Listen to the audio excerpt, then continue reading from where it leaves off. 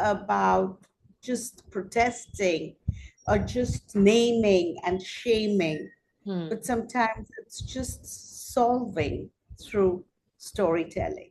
I like to enter these conversations. I would like to create forums in which a mother can understand the daughter can understand a mother. We should be able to create safe spaces in Yes, our homes uh, for our children. Pleasure is a fundamental human right. correct. And how do we unshame it? Oh, I really love attention. I love him. Now, because that's not, I can't even talk about it at home, let me elope. Then comes prostitution, then come HIV, because the burden of the secret of desire, I don't think life comes at you. I think life comes from you.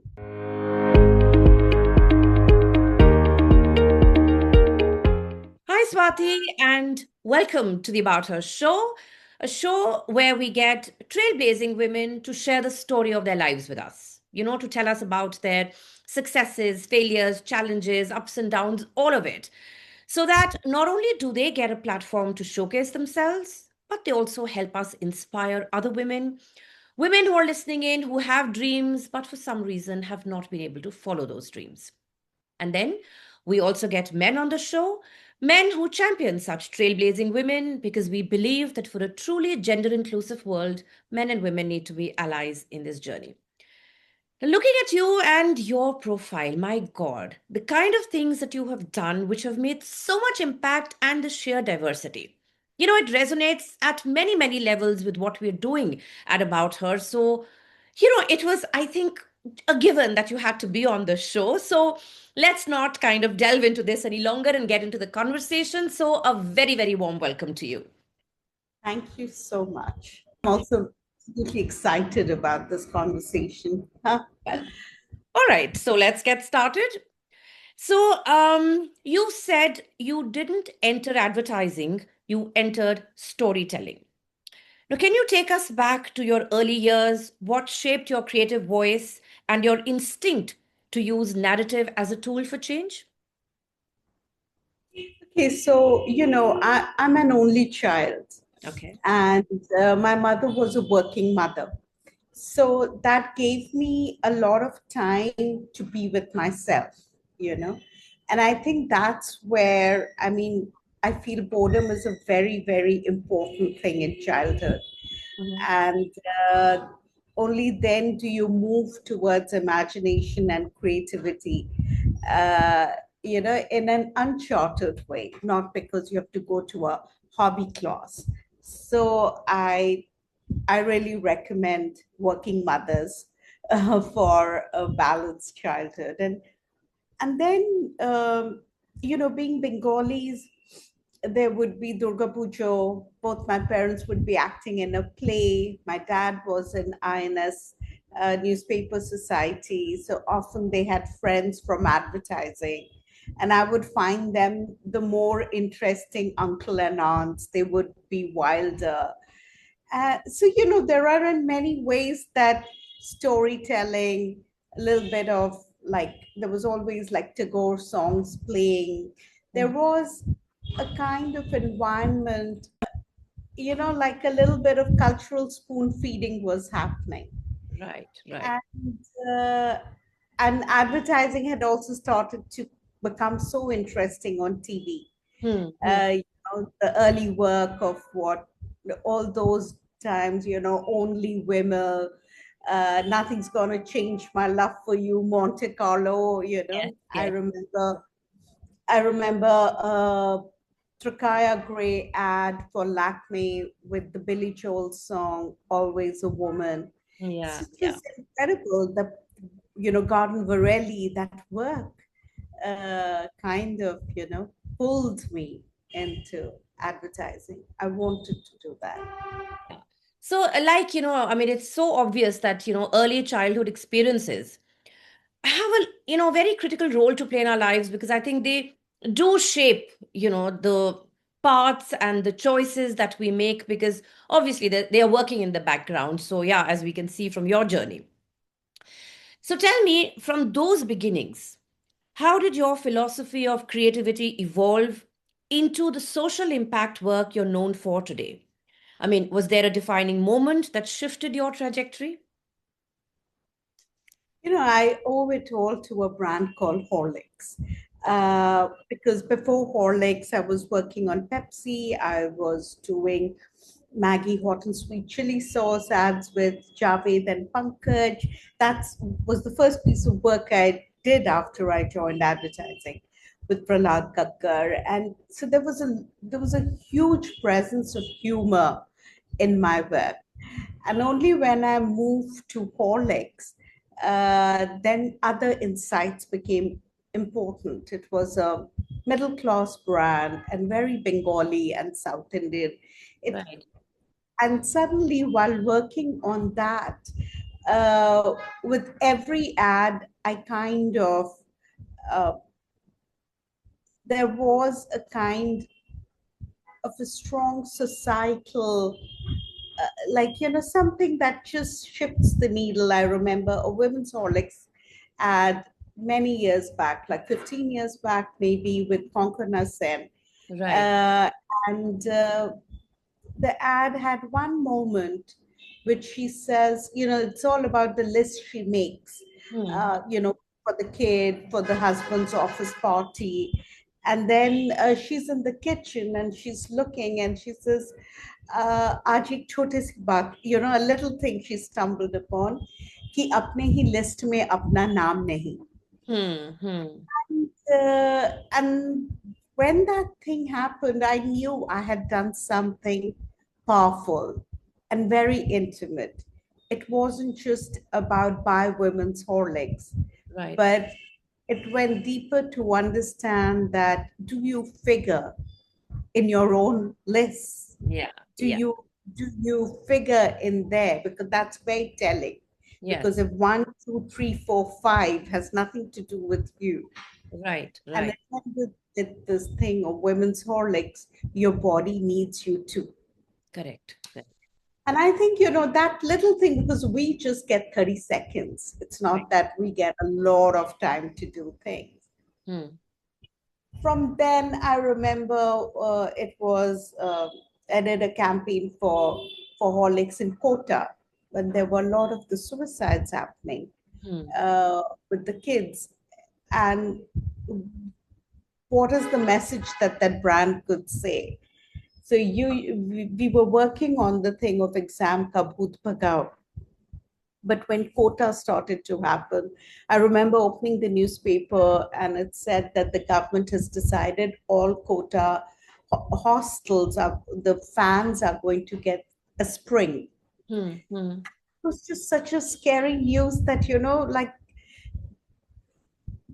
but, we can't stop suicides by just putting spring on the fans. We have to do something. So then was this idea of emotional nutrition. Hmm. The Hmm. fact that physical nutrition is what Horlicks can give you, Right. but emotional nutrition can only happen at home. Yeah. So, with the brand guided me uh, on how to do this. Yeah. And then with Times of India, I did Shindur Kala, and by then I understood that sometimes you actually help, without creating, without the activism is almost like a glorious bloodless coup, Hmm. because it's not about just protesting or just naming and shaming, Hmm. but sometimes it's just solving through storytelling. And Correct. that then becomes like a very exciting thing for a creative person, because I saw the needle shift with Shindur Kala. I saw a 400-year-old tradition change. And it's now going to be 7 years since I did that campaign. Yeah. Yeah. And yet it has, like, I play Shindur Kala with my mom. Hmm. It's like I see so many people do it, so many pandals, even in Delhi. Yeah. Yeah. now. It's almost like the advertising actually helped do that.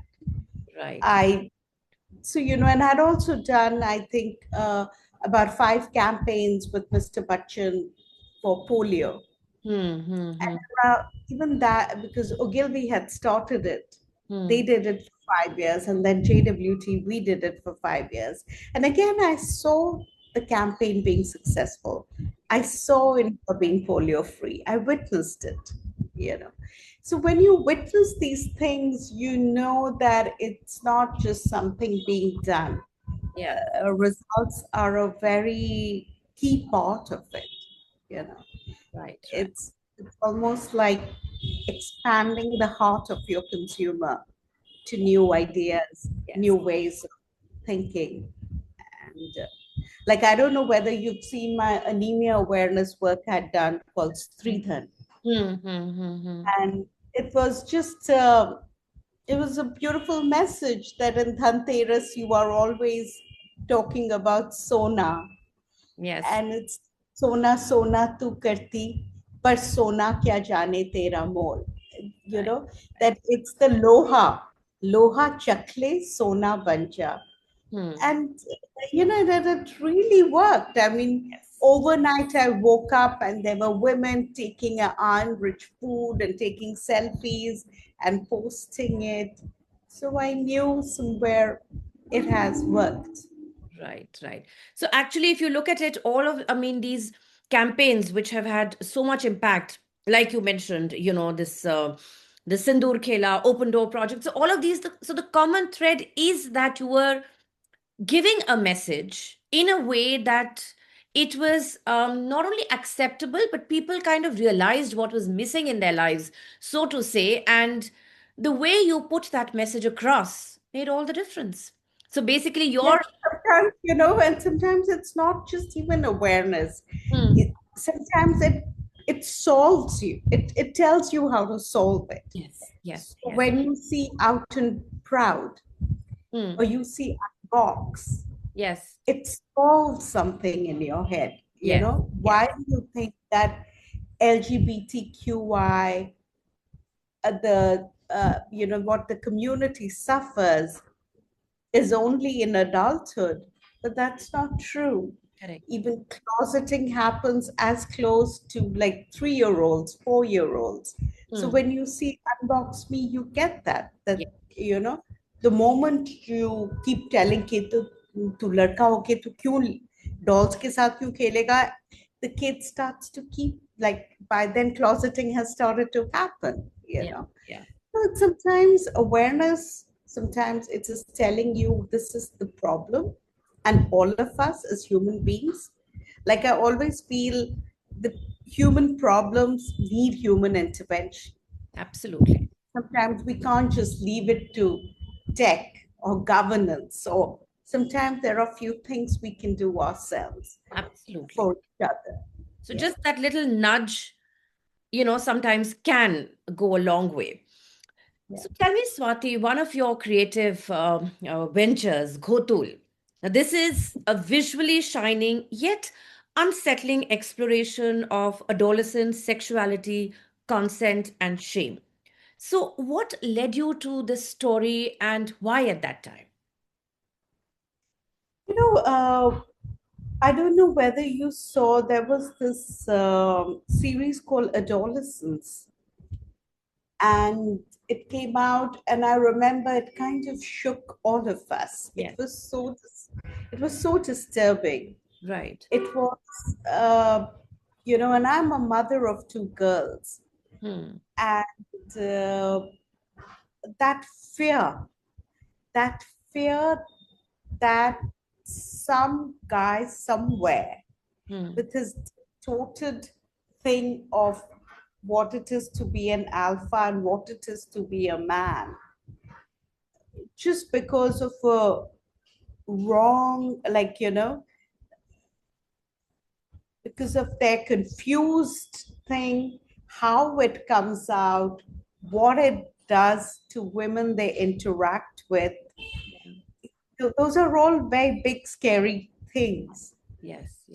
And I also feel that we cannot talk to our girls just about safety, Hmm. Hmm. Hmm. because sex is not just about safety.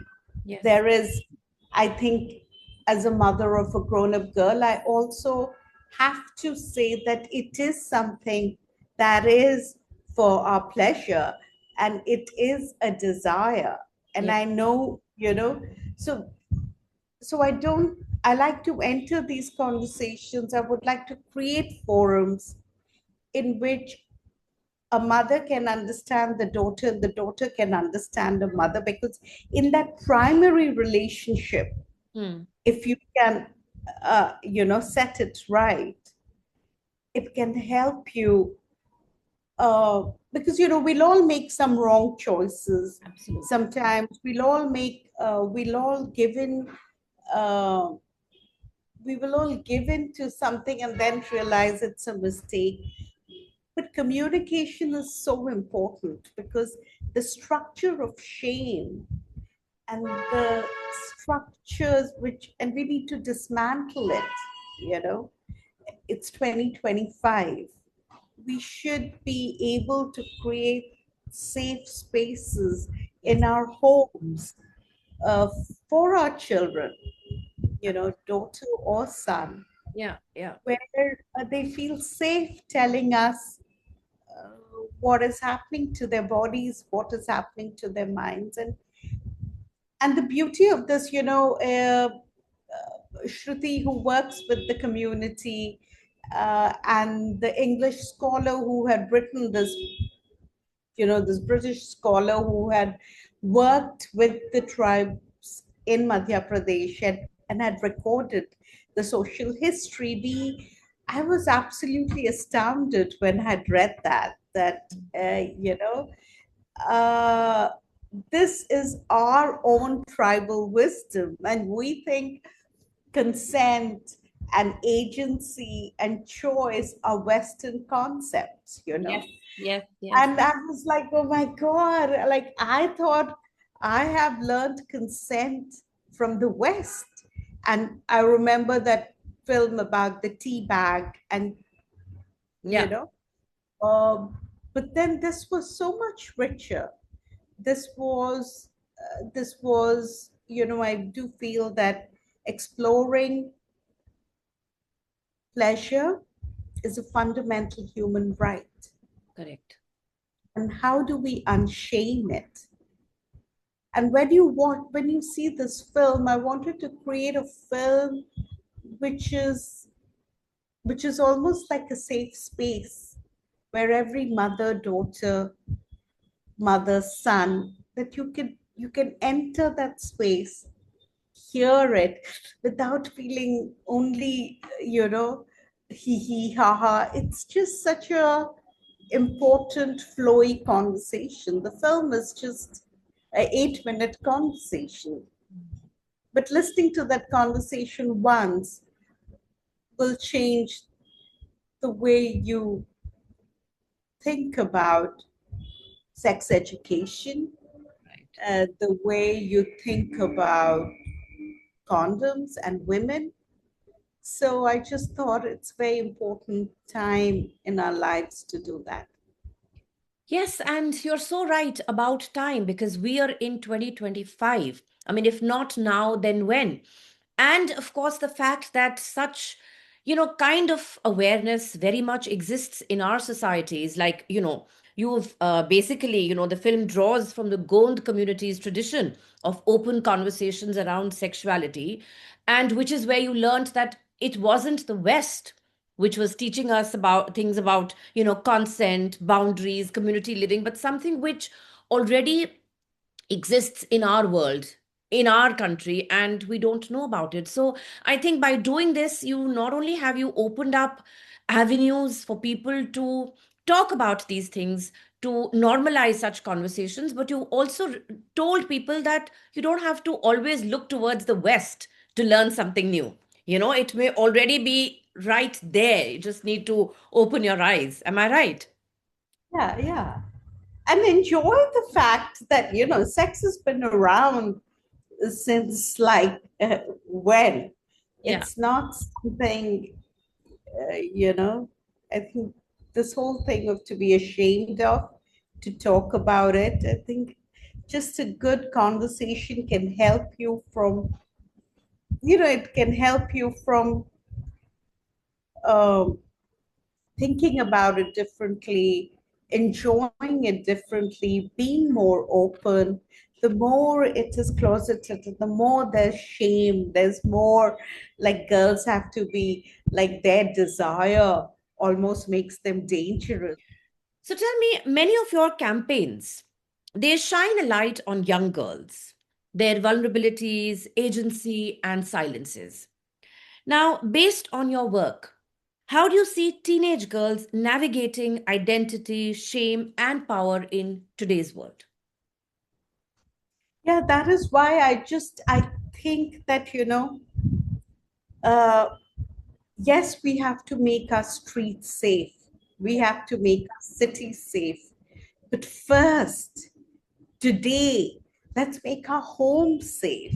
You know, I don't think our homes are safe because we are stopping our girls from communicating Right. who they are, what they want, what they like, Mm. what they don't like. A little bit of that, uh, it kind of supports her to really come into her being. Like, what is happening with young girls is that because desire is supposed to be a wrong thing at home, younger tribal girls or from tier one, tier two towns, the girls are eloping. They are thinking that, oh, I really love attention. I love him. Now, because that's not, I can't even talk about it at home, let me elope.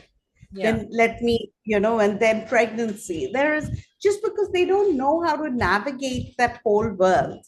Mm. If somebody is there, some adult who can talk to them, who can, then they would play their life out completely differently, Absolutely. you know. Absolutely. And like even when I was working with trans girls, my heart just broke because the statistics are like around more than 80 to 85%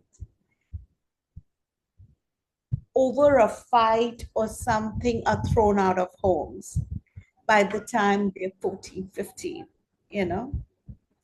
And then comes being on the streets, then comes prostitution, then come HIV, because the burden of the secret of desire, you know, sometimes the secret is that I am not happy to be in this body. And sometimes the secret is I'm in love with this boy or I'm attracted to him. There's so many, and we keep it all inside until it just kind of, you know. So, actually, communication is the key. If you can be Ah, open about it, if you can express yeah, your innermost thoughts and desires, more than half of these issues would not arise because you would be able yeah, to say that this is what I want and this is what I don't want. So, giving that yeah. opportunity to girls, I think, and to anyone else for that matter, it is actually gender agnostic when it comes to that. I think it's very, very essential. Yeah, and that's why I feel even at homes, the Marcy, Hmm. the playful mother figure, Yeah. you know, for boys it could be Cha-Cha, even if it's not, like I'm saying there has to be an adult with whom you feel safe. Right. It has to be mother, daughter. It has to be that, you are not shamed for what you feel. Feelings are not dangerous Yes. things. Feelings are like little roads, and then the ones to take and the ones to discard. It's good if you can talk about these things. And take well thought out decisions. All right. So, Swati, If you could sit down with your 16-year-old self, the girl who would one day become Swati Bhattacharya, what do you wish someone had told you about voice, agency, or being a woman in the world? I am lucky. I had a very feisty mom. I have a very feisty mom, and my father, who's no more, but he was very generous with my mom's light. Mm. My mom was the shiny one, and my dad never tried to cast a shadow on it. And I think watching that, I just thought that that is pretty normal, you know. Okay. My mom worked, and often her colleagues who were men would come home. So it was very normal for me, for my mom to have men friends like, Kapoor uncle, this is Bhargav uncle. So it wasn't that they only men are only dad's friends. I didn't have that, and those are very liberating things. And so I just feel, what would I tell my 16-year-old self? I would just tell her not uh, to really look at life, as an ally. I don't think life comes at you. I think life comes from you. And once you know that, you believe in it, Mm. I think you kind of feel safer navigating life. Yes.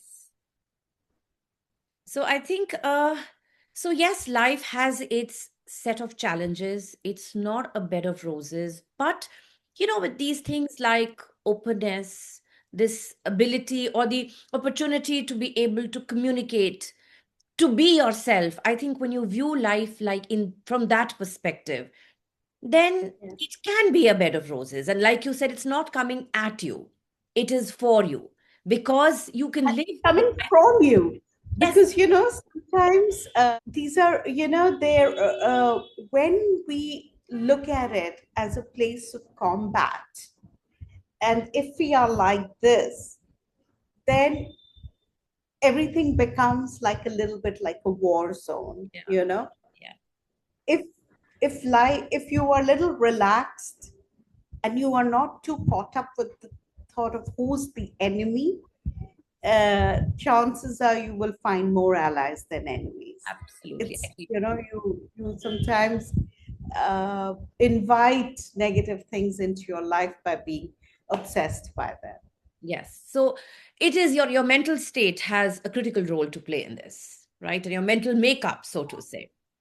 All right. Also, I do think that, because I was so fiercely loved by my mom and dad, maybe that's an only child's thing. I've always thought I'm worth loving. I've, because I just got so much of it at home. Yeah. I think sometimes, and that's why I feel, that homes is where, our sensibilities get made. Yes. Yes. And I think that that really helped me. Yes. Yes. True. So tell me, your ideas often come from unexpected places, like using Naga sadhus as living, eye charts for the Undekha eye test. Now, where does this kind of disruption come from? I mean, is there a method, a discipline, or is it pure intuition? It's intuition. It's also like, I think I'm a big lover of my country, Mm. and there's just like something spectacular if you look a little deeper everywhere. Right. And IPTs does incredible work, Mhm. and I just joined Godrej, and as a part of the Godrej initiative of helping NGOs put out their story. When this came, it was, I'm a pre-diabetic. My mother's full-blown diabetic. And, uh, when Dr. Nishant would give us those statistics, it is like, my God, it's like this country, like we are all either diabetics or pre-diabetic. And it's happening, even for kids in the school level. So I understood why he wants to go to Kumbh. His reason to go to Kumbh was just the largest human congregation. And I'm like, okay, now in Kumbh, and while he was talking to me, I remember the idea came. That with so many people and so many brands, and obviously, while IBTs had a lot of help from the local government, and he was setting up a really big camp. But how do you get that story across? Right.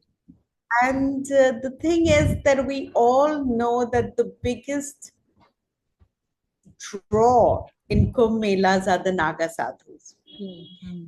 First, with their fiery temperament, they're the first ones to do the snan, and also their nakedness gets a lot of attention, and to be blessed by them from a Naga sadhu is also because you don't see them other than Kumbh. You can't just go to Banaras and see.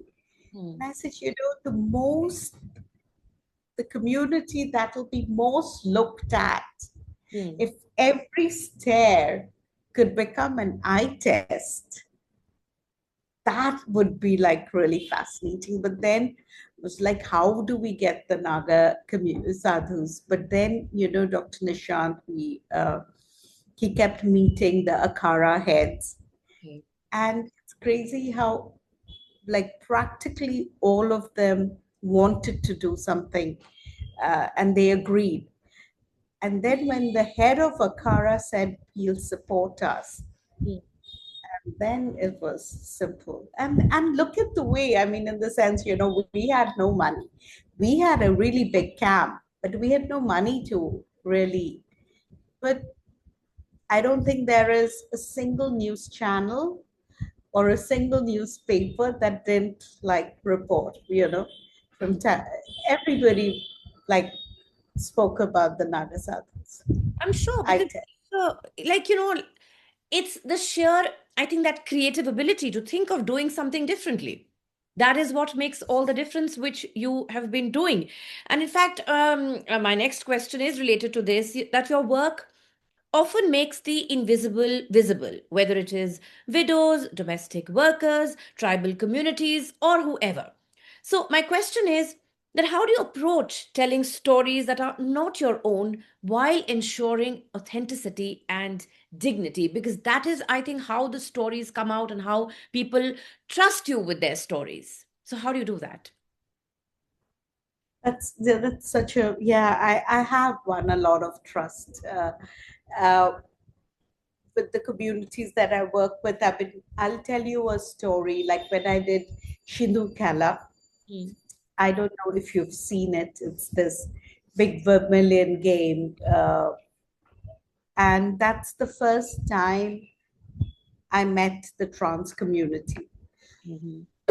Like, otherwise you're scared in Delhi or in traffic crossing, you kind of, but this is the first time I was looking at it with a human lens. And then when I was hanging with them, chatting with them, talking about food or saris or something, it kind of opened me up, you know.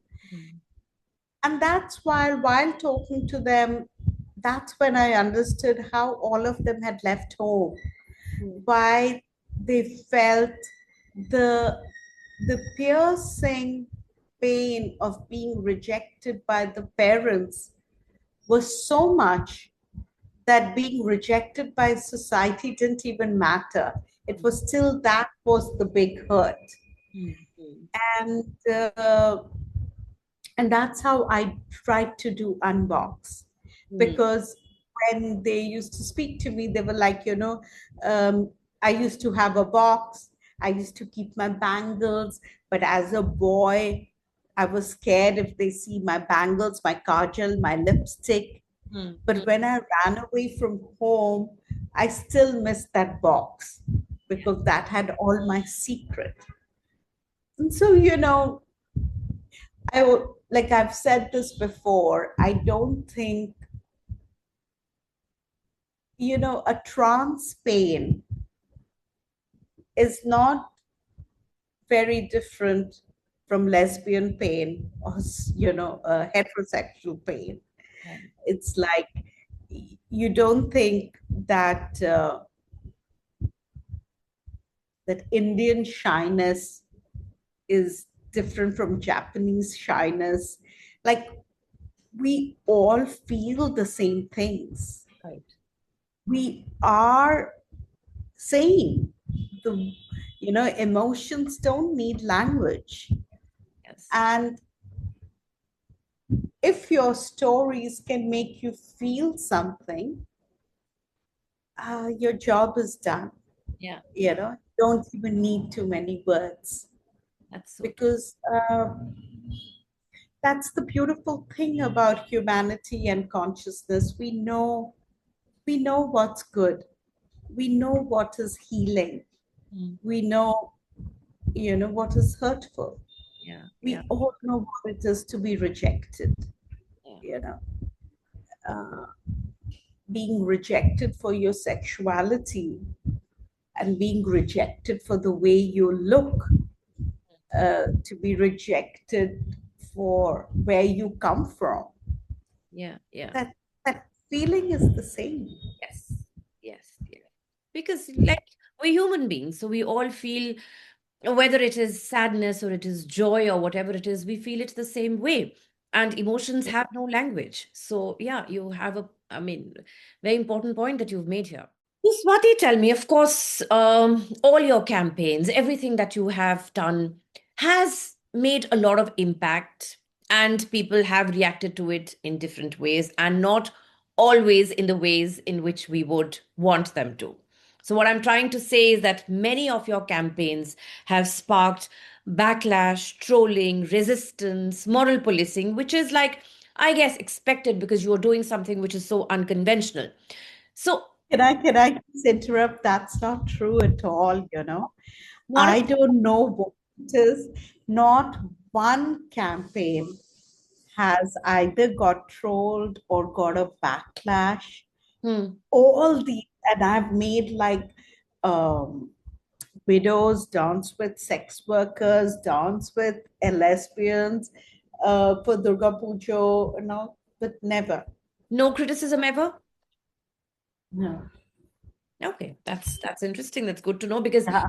I would imagine that, in a society like ours, there would be people who would be, I know, and people often like even for Ghotul, Hmm. some of the big NGOs who wanted to do the screening, but last minute, they kind of said that, I'm sorry, we don't know the kind of, we might get a backlash, we are scared. Hmm. And that's why I thought, okay, let me take it out of the country, and then let's see what happens. Hmm. And United Nations, like UNAIDS, is now doing it in French and Swahili and Portuguese and Spanish, and look, it's been out. I haven't, like, there's been nothing that I've read online. Uh, Nothing. It's like, I'm only reading good stuff about Kutu. That's wonderful. That's really heartening. And of course, that inspires and encourages other people to, also do things which, are unconventional and not be scared of the consequences. So finally, Yeah, yeah. for the next generation of women creators who want to use creativity as activism, my question to you is, what does it take to build a voice that is fearless, empathetic, and socially attuned? I think the most important thing is to own your truth, who you are. I always feel that if you take all my work and string it together, Yeah. uh, you'll be able to see that it comes from the same place. Uh, I think what happens is, sometimes as creative people, we think, okay, now this will be a rage, or they will say this can become viral. If you just chase virality, or you chase, like, what could, because see, in terms of advertising, we are background writers. Usually, like, no ad will come with, like, written by Swati Bhattacharya, like, Yeah. we are in the background, but it's only when a work really connects that you get to know who's the person. Like, look Yes. at the outpouring of grief for Piyush Pandey, because every piece of work, like at his memorial, when they were playing his ads, like, we were singing it, we knew we even knew the brand windows, Yeah. because that work lives in our heart, right? So I think be yourself, uh, because there is nothing as refreshing as truth. Absolutely. Yeah. Very well said. No? And every time you say your truth, you not only do your work. I'm at that stage now where my work is validating me, uh, and I'm validating my work. Right. Uh, you know, it's like a symbiotic relationship. Yeah. Yeah. My projects are helping me grow, and I am helping my projects grow. Yeah. Yeah. It's yeah. I think, yeah, that's very important. You have to be truthful. You have to own your truth. And you have to have that courage of conviction to put it out there. That I think Yeah. is also very, very essential. Okay. And I must say, the kind of support, whether it was from Guneet Manga, whether it was from Apurva Shah, Barkha Dutt, Yes. they all, like, rallied for the film. They all supported it. So I guess, that's what it is. When you have the courage, when you are speaking the truth, you will attract like-minded, similar kind of people around you, then who will then rally for you and rally around you. All right. So, Swati, while we've come to the end of the conversation, we do have the rapid fire round now, which is 5 quick questions followed by 5 quick answers. So, are you ready for that? Yeah. Yeah? All right. Yeah. So, the first one, the one word that best describes your creative process. Hot. All right. Okay. Next, a stereotype about women that you love breaking through your work.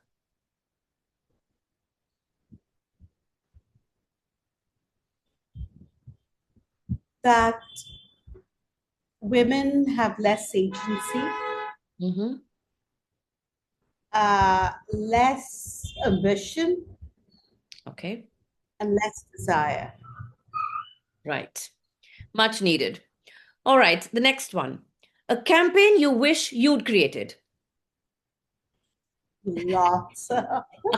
Like, I just, like, when I see Mile Sur Mera Tumhara, Oh, I'm yeah. like, my God, how do you do a national campaign, like a national integration campaign, without using words like Desh, without using, uh, you know, like, I just think it's so beautiful.